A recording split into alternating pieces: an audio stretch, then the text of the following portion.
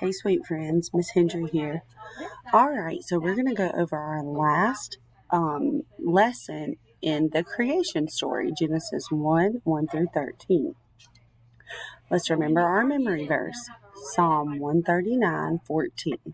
I praise you, for I am fearfully and wonderfully made.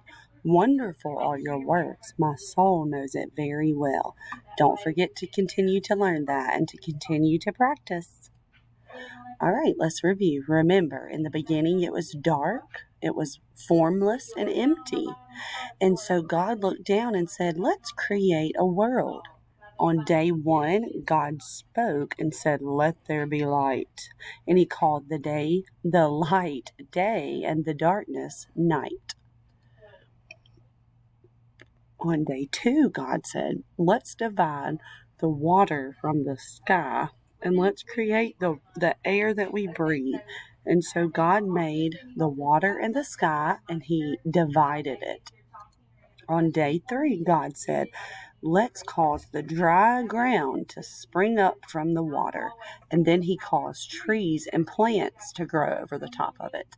So every flower, every tree, every plant, and the dry ground was created on day 3. All right, on day 4, God said, let's create the sun, the moon, and the stars. And he saw that it was good. On day 5, God created all of the animals that live in the sea, all of the fish and the dolphins and the sharks and whales and all of the cool stuff that lives in the water. All right, and then God created the birds of the air. Now, on day 6, God made animals that live on the earth.